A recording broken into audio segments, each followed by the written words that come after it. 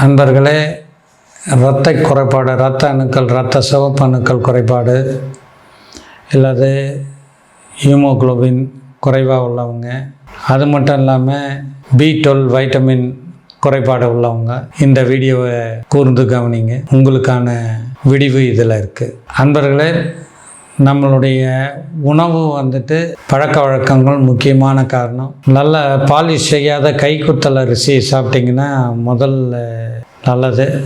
அது மிகவும் கடினமாக இருக்குது அப்படின்னு சொல்லப்போனால் அடுத்தது பார்த்திங்கன்னா ஏபிசி, அதாவது ஆப்பிள், பீட்ரூட், கேரட், இந்த 3 பொருட்களையும் சம விகிதத்தில் கலந்து ஜூஸ் அடித்து சாப்பிட்டிங்கன்னா நல்ல இரத்த விருத்தி உண்டு.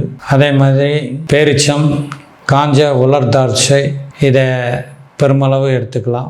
அசைவம் சாப்பிடக்கூடியவர்களுக்கு இறைச்சி அல்லது ஆட்டினுடைய ஈரல், மீன் இதெல்லாம் சாப்பிட்டா இரத்த அணுக்கள் உற்பத்தியாகும், இரத்த குறைபாடுகள் நீங்கும். அதனால் உங்களுக்கு ஆரோக்கியம் மேம்படும். முக்கியமாக எல்லாருமே நார்மலாக இந்த ஏபிசி ஜூஸை கண்டிப்பாக எடுத்திங்கன்னா இந்த பிரச்சனையை நீங்கும். பெண்களுக்கு முக்கியமாக 40லேருந்து 50 வயதுக்குள்ளவங்க இந்த ஏபிசி ஜூஸை கண்டிப்பாக சாப்பிடுங்க. ஏன்னு சொன்னால் அது மெனோபாஸ் பீரியடு.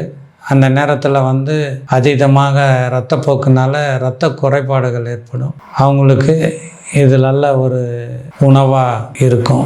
அதே சமயத்தில் வாழைப்பூ அதிகமாக சேர்த்துங்க. வாழைப்பூ கூட்டு, வாழைப்பூவுடைய பொரியல்களை நம்ம சேர்க்கும் பொழுது இரத்த விருத்தி அதிகமாகும். மிக எளிமையான பொருளாக இருந்தாலும் இது நமக்கு அதீதமான சத்துக்களை கொடுக்கக்கூடியதாக இருக்கும். நம்ம குறைபாடுகளை நீக்கும். நன்றி, வணக்கம்.